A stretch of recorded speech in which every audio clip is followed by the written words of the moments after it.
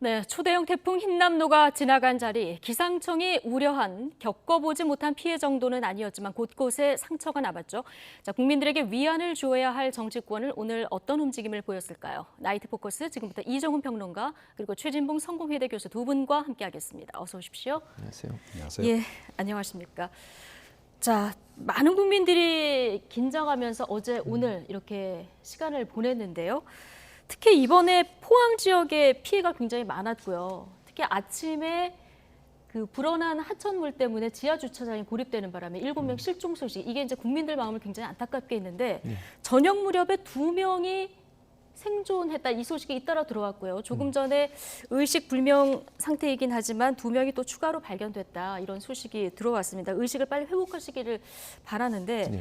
지금 현장에서 뭔가 지하 주차장이 저희가 보기에는 꽉 막혀 보이지만 뭔가 생존 공간이 있었을까요? 그렇죠. 아마 그렇게 보여집니다. 예. 뭐 특히 이제 포항 같은 경우 제가 거기에서 군 생활을 했었는데 해병대시잖아요. 해병 일사단에서 예. 제가 군 생활을 했는데 그 지역이 이제 많이 발전을 했어요. 예전에는 그렇게 아파트가 많지 않았고요. 제가 근무할 당시만 해도 군부대가 주로 있었는데 이 아파트가 생기면서 사실은 많은 거주자들이 생겼고, 그런데 이제 아마도 제가 볼 때는 우리가 그냥 겉으로 지금 입구만 볼 때는 물이 네. 완전히 차서 공간이 없는 것처럼 보이지만 입구가 어느 정도 좀 밑으로 내려와서 있고 그 뒤에 안쪽에 지금 제가 보이는 저 입구 안쪽에 예. 공간이 있을 수 있다고 봐요. 그러니까 물이 차 있지만 저 입구에 그 뭐 지하 주차장 표시가 있는 그 예. 뭐 콘크리트라고 해야 되나요? 그 뒤쪽에는 공간이 있는 걸로 보이거든요. 지금 아마 그 공간에 에어파켓이 있었던 것 같아요. 예. 그러니까 아마 이제 물이 갑자기 불어나니까 부유물 같은 걸 붙잡고서 견디는 분들 같은 경우에는 충분히 저 에어파켓에서 견딜 수가 있는 거죠. 공기가 있고 그 공기가 있는 상황에서 건강만 버텨준다고 하면 충분히 생존 가능한 상황이 연출됐다고 보여집니다. 그래서 아마 우리가 지금 겉으로 볼 때 앞에 그 지하 주차장 표시가 있는 그곳에 네. 가림막이 있어서 콘크리트로 가려져 있어서 그 안쪽에 있는 에어포켓을 보지 못한 것 같은데 예. 아마도 그쪽에 지금 저 장면입니다. 네. 저 신호등처럼 보이는 더 뒤쪽에는 공간이 있는 것으로 보여요 지금. 예. 그러니까 그 공간에서 이제 부유물 같은 걸 붙잡고 견디는 분들은 충분히 생존이 가능한 상황이 아니었나. 지금, 너무너무 다행이에요. 예, 생존해서 나오신 분들에게 이제 마을 주민들이 박수도 치고 뭐 이렇게 해주는 모습도 봤는데, 일단은 어떻게 안에서 이제 버티셨는지 이거는 이제 증언이 나와 봐야 정확히 알 수 있습니다만은 최준봉 교수님 보시기에는 이 안에 뭔가 생존의 공간이 있었을 것 같다.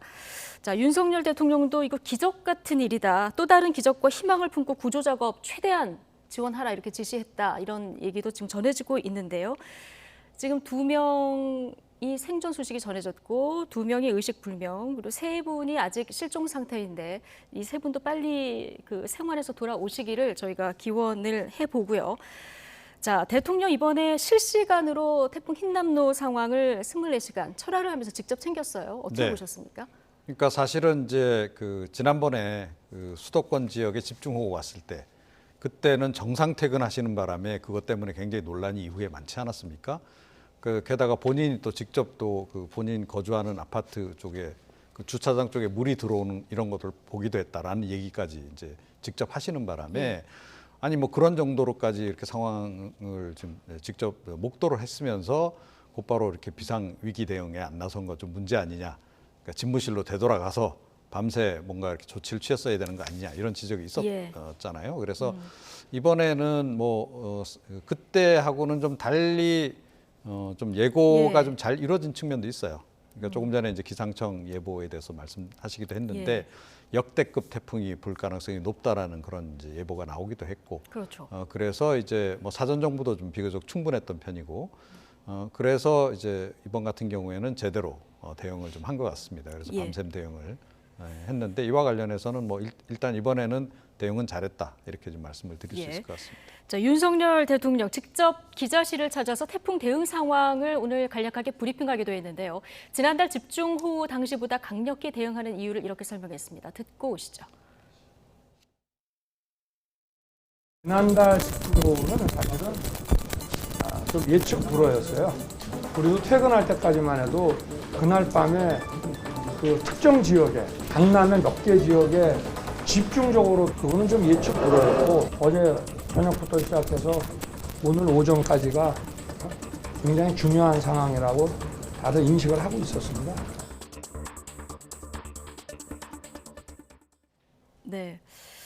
네, 조금 전 포항 그 침수된 지하 주차장에서 그 실종자 7명 가운데 2명이 생존해서 발견이 됐고 구조가 됐고, 그리고 지금 2명이 의식불명이다 이렇게 전해드렸는데 1명이 추가로 지금 의식불명 상태에서 발견이 됐다, 이 소식이 들어왔습니다.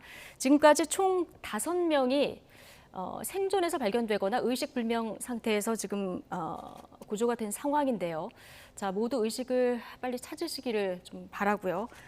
지금 나머지 현장에서 좀 희망적인 소식이 계속 전해지기를 저희가 기원하면서 뉴스 계속 이어가도록 하겠습니다. 자, 지금 대통령 설명을 듣고 오셨는데요. 지난달 집중호우는 예측 불허였지만 이번에는 이미 위력이 알려져서 사전에 대비가 가능했다. 이제 이종훈 평론가도 그 점을 얘기해 주셨는데, 최준봉 교수님이 보시기에도 대통령의 대응, 대통령실의 대응 이번에 좀 달랐다고 보십니까? 이번엔 달랐죠. 아무래도 집중번에 그 비판을 많이 받았고, 근데 사실 지난번에도 예측 불가했다 이거는 말은 아니에요. 왜냐하면 그 당시에 집중호우가 수도권에 내린다는 건 이미 예측이 돼 있었어요. 그러니까 기상 예보를 통해서 나왔기 때문에 괜히 저는 그 불필요한 말씀이라는 생각이 들어요. 그러니까 이번에는 잘했죠. 그리고 당연히 이번에 대통령이 그 보여줬던 저 모습을 국민들은 원하고 있는 겁니다. 예. 지난번에도 저 모습을 보여줬으면 국민들이 박수치고 칭찬하지 않겠어요? 그때도 만약에 아파트가 일부가 물에 잠기는 걸 보시는 순간 바로 돌아와서 집무실로 돌아와서 집무를 했다. 그러면은 그때처럼 그렇게 비판이 일어나지 않았을 거라고 저는 생각해요. 그러니까 판단 미스였죠. 그리고 이제 대통령 입장에서 그게 별 문제가 아니라고 생각하는지 모르지만 국민들은요, 대통령이 어떤 일을 하고 안 하고의 문제라기보다는 국민들이 자고 있을 때 대통령이 깨어 있는 모습을 기다리고 있는 거예요. 그걸 기대하고 있고, 오늘 이번에 이제 뭐 밤새 아무튼 열심히 일을 하신 것 같아요. 그런 부분들이 국민들이 원하는 모습이다. 그래서 앞으로는 이런 재난상 그리고 예보가 나오면 그 예보에 의해서 적극적으로 반응하고 대책을 세우려는 모습을 보이는 건 반드시 필요하다. 그래서 이번에 잘하셨고요. 예. 앞으로도 저런 모습을 계속 보여준다. 그것이 바로 국민들이 대통령에게 요구하는 모습이다. 이렇게 말씀드릴 수 있습니다. 네, 내일 대통령 주재로 태풍 피해 상황 긴급 점검 국무회의가 열린다고 하는데, 지금 뭐 농민, 어민들 추석 앞두고 굉장히 시름이 깊을 텐데 여기에 대한 대책이 나올지도 좀 주목해서 봐야 될 것 같습니다. 자, 추석 전에 대통령실 개편 작업은 얼마나 진행될까? 이 부분도 지금 국민들 관심인데요. 자, 인적 쇄신 과정에서 공석이 된 자리가 있죠. 정무 1, 2비서관. 전희경 전 국민의힘 의원, 그리고 장경상 국가경영연구원 사무국장이 낙점됐다 이렇게 전해지고 있는데요. 두 사람 모두 친박계로 좀 분류가 되는 것 같아요. 네, 그래서 뭐 다시 또 친박계가 뜨는 거 아니냐, 뭐 이제 이런 얘기까지 벌써 이제 나오기 시작하던데, 사실 뭐 국민의힘의 그 주력군은 부친박계입니다. 네. 수적으로 일단 친박계가 굉장히 많고요. 그러니까 친이계, 구친이계 같은 경우는 뭐 아시다시피 이제 뭐 한때 밖에 나갔다가 다시 또 복귀를 한 그런 또 분들이고, 예. 수적으로도 사실은 이제 구친박계에 비해서는 그렇게 많은 편이 아니다라고 하는 점, 그 점을 우리가 이제 참고를 한다면, 네. 사실은 지금 뭐 그 윤 대통령 입장에서는 전원 동원을 해야 될 그런 필요성을 좀 느낄 겁니다. 그러니까 이게 사실은 좀 국민의힘이 지금 당면한 문제이자 예. 윤 대통령의 고민이 되는 또 결정적 지점이기도 한데, 그러니까 뭐 흔히 하는 얘기로 의원급에서 지금 활용할 수 있는 자원이 그렇게 많지가 않아요. 그러니까 뭐 당장 뭐 의석수 면에서도 더불어민주당에 비해서 확연히 적을 뿐만 아니라 그런 인적 풀이 그렇게까지 지금 이제 넓지가 않다. 예. 자, 그러다 보니 아무래도 구친박계 중에서도 뭐 역량이 있는 사람들은 데려다 좀 써야 되는 그런 불가피한 상황이 지금 전개가 되고 있는 게 아닌가 이렇게 생각합니다. 예. 이 두 분은 어떤 인연으로 지금 친박계로 불려지는 겁니까? 왜냐면 당시에 그 전희경 의원 같은 경우는 친박계 공천 받을 때 친박계로 불려서 공천을 받으셨어요. 그러니까 예. 그와 연관돼 있다고 보여지고, 그러니까 박근혜 전 정부 때 주요 역할을 했던 분들이에요. 그래서 이제 친박계로 분류가 되는 건데, 저도 뭐 이제 말씀하신 것처럼 이게 무슨 친박계의 부활이다 또는 친박계가 전면에 나선다 이렇게 얘기할 수 있는 상황은 아니라고 봐요.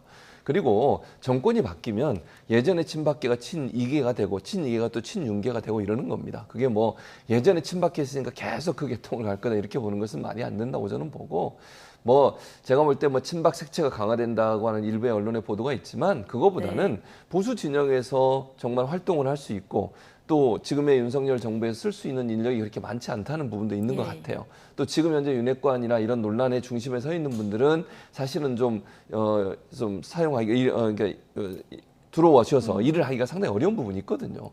그런 부분에 대한 한계 때문에 아무래도 찾다 보니 결국 이제 저런 분들이 발탁된 게 아닌가 이렇게 보는 게 맞는 거지, 친박이 부활했다 또는 친박계가 주류가 되고 있다 이렇게 확대 해석하는 것은 무리가 있다. 너무 무리가 있다 이렇게 보여집니다. 예.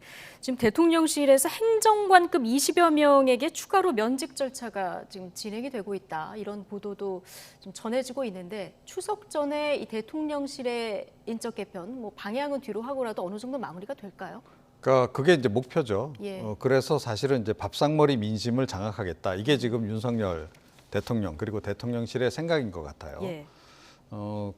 그런데 사실은 지금 자꾸 이렇게 실무자급들만 그만둔다는 소식이 들리기 때문에 이 부분에 대해서 과연 국민들이 어떻게 생각할지 이건 조금 의문입니다. 제가 보기에는 그 부분에 대해서 상당히 좀 의아해하는 여론이 좀 적지 않아 있어요. 그러니까 저도 일단 그렇게 생각하지만, 그러니까 보통은 이제 비서실장 이하 수석급들이 먼저 이제 그 거취 표명을 하죠. 네. 그러고 나면 이제 새 비서실장 또는 이제 정무 이제 그 수석급이 이제 다시 이제 들어오게 되고, 그분이 자기 중심으로 해서 기존 조직에 대한 재검토를 해서 내보낼 사람 내보내고, 새로 또 이렇게 좀 영입해야 될 사람들 영입해서 진영을 새로 짜서 나가는 이런 형태로 보통 가요. 특히 그래서 비서실장 인선이 굉장히 그 상징성이 크잖아요. 예. 아무개 비서실장이 됐다 이러면 아마 이번에 뭐 대통령실은 이렇게 갈 거다. 과거에는 이제 청와대 내부 분위기가 이렇게 쇄신되면서 이런 분위기로 가고 있다. 뭐 이런 소식들이 이제 전해지곤 했었는데, 이번 같은 경우에는 좀 약간 역순으로 좀 진행을 하고 있어서 예. 이게 올바른 방향인지 잘 모르겠다는 아래서부터. 생각이 예. 좀 들고, 그 다음에 이런 식으로 사람들을 솎아낸 상태에서 예를 들어서 그 윗선 이제 교체가 차후에 이루어지게 되면 새로 임명된 비서실장이나 새 수석 입장에서는 다시 또 사람을 바꿀 수도 없잖아요. 그러니까 짜여진 그 진영 속에 그냥 본인이 그냥 또 이렇게 들어와서 본인만 단독으로 들어와서 뭔가 거기서 일을 하고 성과를 내야 되는 이런 상황이 이제 벌어질 수도 있다라고 보는데, 그게 통상적인 인사 절차하고는 상당히 차이가 있다는 거죠. 예. 이게 그래서 과연 대통령실의 기능 강화 또는 활성화와 관련해서 이게 순기능으로 작용할지 과연 이 부분은 조금 의문이다. 네. 이런 얘기입니다. 예, 어쨌든 대통령실 개편에서 그 윤핵관들이 좀 배제되고 있다 이런 분석들 계속 나왔었는데요.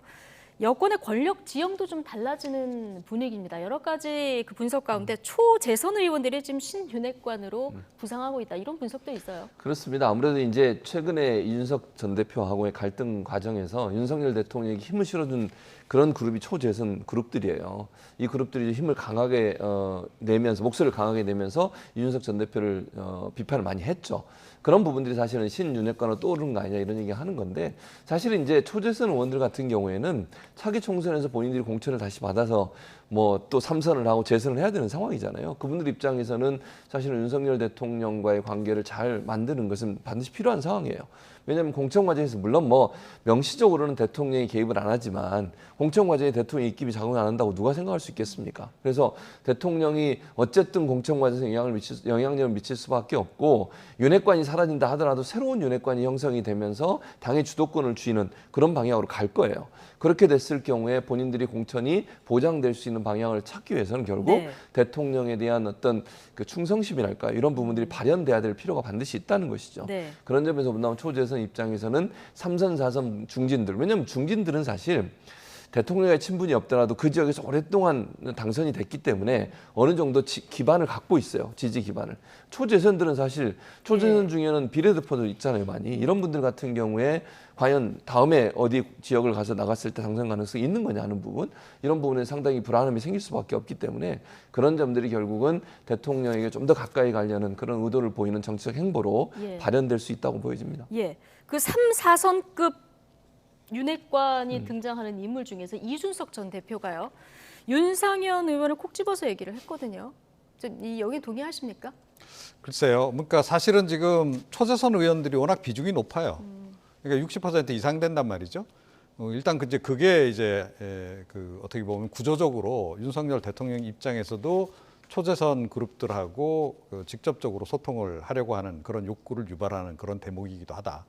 그런데다가 지금 윤핵관들을 통해서 그동안은 간접 통치를 했다면 네. 이제는 제가 보건대는 직접 통치를 좀 원하시는 것 같거든요. 그래서 뭐 얼마 전에 초재선 의원들하고 뭐 연락을 다 했다, 뭐 통화를 했다 이런 그 내용이 알려지기도 했는데 아마 그런 식으로 직할 체제로 지금 이제 가려는 것 같고 그런데 이준석 이제 전 대표의 지적은 그렇더라도 초재선 의원들이 역할을 하는 거는 한계가 있을 것이다 이렇게 이제 보는 초재선은 거고요. 병력이다 이렇게 얘기했습니다. 예, 좀 심하게 좀 표현했다라고 보는데 어찌 됐건 의원들은 이렇게 볼 그 존재들은 아니잖아요. 예, 국민들을 대표하는 그 지역구 주민들을 대표하는 인물들이기 때문에 예. 뭐 이렇게까지 이렇게 좀 낮게 이렇게 표현하는 것은 그렇게 바람직하지는 않다라고 저는 봅니다. 어찌 됐건 동등한 자격을 가지고 있는 그런 사람들이다 이렇게 이제 봐야 되는 거고요.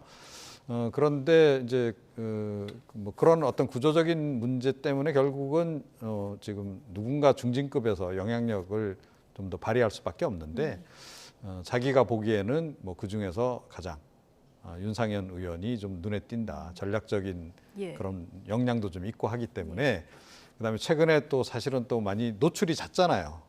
그래서 뭔가 이렇게 이쪽에서도 좀 움직이는 것 같고 그래서 아마 그런 점을 이제 이야기를 한 것 같은데 이게 윤상현 의원을 도와주는 얘기인지 견제하는 얘기인지 잘 모르겠어요. 예. 제가 보건대는 견제성 발언일 가능성이 오히려 더 높지 않나. 견제를 하기 위한 발언일 가능성이 크다. 네, 그렇습니다. 근데 윤상현 의원도 대표적인 친박 중에 친박이잖아요. 그렇죠. 맞습니다. 근데 이준석 전 대표가 한 얘기 중에 그래픽 보여주시면 윤상현 의원이 공간을 갖기에는 친박 세력이 그런데 공간이 많지 않다. 이 얘기를 뒤에 이제 붙였거든요. 그러니까 뭐 그거는 이제 개인의 바람을 이야기를 하는 거죠. 그러니까 그래도 어찌 됐건 그 족보를 따지자면 예. 구친박계의 비중이 가장 높습니다. 이게 사실은 지역당으로 내려가 보면 더해요. 그래서 사실은 이게 좀 국민의힘의 구조적 문제이기도 한데 지역에서 오래전부터 터줏대감처럼 그 국민의힘 정당 활동하시는 분들이 많습니다. 그런데 그런 분들 보면 박정희 전 대통령 예. 시절부터 계속 정치를 해오는 그래서 친박 성향이 굉장히 강한 분들이 지역에 완전히 딱 포진을 하고 있어요, 사실은. 그래서 의원들도 그분들로부터 완전히 자유롭기가 어려운 그런 구조적인 부분이 좀 있거든요. 그래서 그렇게 뭐 친박계를 과대평가할 것도 아니지만 구친박계를 그렇게 좀 저평가해서도 좀 곤란하지 않나 이렇게 생각합니다. 예. 자, 국민의힘 얘기를 조금 더 깊이 해보면 어제 당원 개정안 만장일치로 이제 의결을 했는데 연휴 직전인 8일까지 새 비대위를 이제 출범시킨다 이게 목표 아니겠습니까? 네. 자, 새 비대위를 누가 끌고 나갈 것인가? 지금까지는 주호영 의원이 다시 새 비대위원장을 맡을 거다 이런 전망이 우세했는데요. 오늘 새술은 새부대 이러면서 주호영 의원이 안 맡겠다 이렇게 얘기를 했어요. 네, 그렇습니다. 아마 제가 볼 때는 이게 지금 가처분 신청을 또 해놨잖아요. 이준석 전 대표가. 예. 근데 그 가처분 신청 내용 중에 하나가 뭐냐면 비대위원들, 그러니까 지금은 이제 해산을 했습니다. 그 전에 있었던 비대위원들의 직무도 정지해달라는 얘기였어요. 그러니까 물론 이제 의미는 없는데 만약 그게 받아들여진 상황이 돼버리면 어떤 상황이 돼버리냐면 비대위원장뿐만 아니라 비대위원들이 중심이 돼서 당원 당규도 바꾸고 그리고 이제 새로운 비대위도 출범을 시켰잖아요. 그것마저도 논란이 될 수 있어요. 또 하나는 자, 이 지금 같은 재판부에서 이 가처분 신청에 대한 심리를 합니다. 예. 근데 주호영 비대위원장에 대한 직무를 정지하라고 결정을 내린 곳에서 볼 때에 주호영 비대위원장이 다시 비대위원장을 맡아보세요. 네. 재판부 입장에서는 상당히 불쾌하게 느낄 가능성이 있다고 봅니다. 물론 재판부가 그런 과정으로 재판하면 안 되는 것이지만 재판부도 인간이고 사람이잖아요. 재판부가 볼 때 주호영 비대위원장이 그 당시에 선임된 것 자체가 문제고 뭐 전국이나 아니면 더 대표기관이라고 하는 그런 곳에서 선출된 것 자체가 대표의 권한을 대행할 수 있을 만큼의 가치를 갖고 있지 않다고 얘기했어요. 왜냐하면 대표는 전 당원과 국민들의 투표에 의해서 뽑힌 사람인데 그걸 대행하는 비대위가 결국은 대행기관인 대행체제인 곳에서 뽑힌 게 말이 되느냐 예. 이게 주장이거든요. 그러니까 결국은 이 그 가처분 신청에서 나올 또 다른 결과에 영향을 줄 수도 있다는 위기감도 일정 부분 작용했다고 저는 생각해요. 그러니까 재판부를 자극해서 그 재판부가 다음번 가처분 신청에서 또다시 이준석 전 대표가 요청하는 것을 받아들였을 경우에 정말 국민의힘은 엄청난 혼란에 빠질 수밖에 없거든요. 그런 부분도 일정 부분 작용했다고 봅니다. 그리고 네. 만약에 이제 주호영 전 비대위원장이 또다시 비대위를 맡게 되면 국민적 비난도 커져요. 돌고 돌아서 또 주호영이냐. 예. 그러니까 꼼수에 꼼수다. 당헌 당규 바꿔가지고 이거 뭐 그 문제가 되는 것들만 고쳐가지고 다시 옛날로 돌아가겠다고 하는 국민의힘의 태도 자체에서 국민들은 상당히 비판적 입장을 가질 겁니다. 이 두 가지 요소가 결국은 주호영 비대위원장이 맞지 않기로 결정하는 요인으로 작용하지 않았을까 이렇게 생각합니다. 예. 자, 비대위원장 인선에 대해서 전권을 위임받은 사람이 이제 권성동 원내대표인데요. 후보자는 3분 정도로 압축된다면서 내일 발표를 예고했습니다. 이 발언 잠시 듣고 오시겠습니다. 코로나 간담회 맡으셨는데 결론이 좀 내일 정도에 나올까요? 아직 그 후보자분들하고 접촉을 안 했기 때문에 오늘 의원들한테 일임을 받았으니까 연락을 해서 접촉을 해보도록 하겠습니다. 후보자가 지금 몇 분 정도로 압축이 되어 계신가요? 한 3분 정도 되는데 네. 접촉해서 내일 발표하도록 하겠습니다. 오후쯤에. 네, 자 릴레이 간담회로 의견 수렴은 했다 이렇게 전해지고 있는데 일단 3명 중 1명은 호남의 4선 의원이죠. 박주선 전 국회 부의장 가능성이 제기가 되는데요. 자 가능성 어느 정도로 보십니까? 뭐 충분히 가능성이 있다라고 저는 생각을 해요. 그리고 사실은 지금 그 당내에서 그 당 근처에 인근에 계신 그런 인물들 중에서 이 비대위원장을 선택을 한다라고 했을 때 조금 전에도 말씀드렸다시피 지금 인적풀이 그렇게 많지가 않아서 선택의 폭이 그렇게 넓지가 않아요. 그런 중에서는 그래도 좀 저 정도면 괜찮은 선택이 아닌가 이렇게 생각을 하고 그리고 어찌됐건 뭐 과거에 지금 이제 야당 쪽에서도 활동을 좀 하셨던 분이시잖아요. 그렇죠. 그래서 조금은 이제 객관적으로 이 당내 상황에 대해서 접근할 수 있는 그런 여지도 좀 있고 그래서 뭐 제 바람은 뭐 처음부터 이 비대위원장 가능하면 외부 인사를 모셔서 수술을 받는 게 좋겠다라고 말씀드렸는데 그런 정도는 아니라 하더라도 그래도 뭐 이분 정도면 그 외부의 그런 의견들을 좀 들어가면서 뭔가를 추진할 수 있고 또 근데 너무 박주선 국회 부의장이 공동 선대위원장도 지냈고요. 예, 그렇습니다. 그리고 윤석열 대통령 취임식 준비위원장이기도 했잖아요. 네. 그러니까 윤심이 여기에 조금 실렸을까요? 뭐 그럴 수도 있다라고 봅니다. 뭐 권성동 원내대표가 보니까 뭐 윤 대통령하고는 수시로 뭐 계속 소통을 하고 있기 때문에 그런 부분도 뭐 일정 부분 반영이 됐을 수도 있다라고 저는 보고요. 어찌 됐건 뭐 이제 결국은 이제 인물이 가장 중요하지 않나라고 생각을 하고 그런 어떤 새 비대위원장을 선택한다라고 봤을 때 뭐 이 정도면 괜찮은 선택이 아닐까. 이렇게 좀 생각을 하는데 과연 뭐 이렇게 결론이 날지 아니면 다른 분으로 결론이 날지 좀 지켜봐야 되고 지난번에 비대위원장 그 비대위 구성할 때 제가 윤핵관 비대위가 만들어질 거다라고 말씀드렸던 바가 있어요.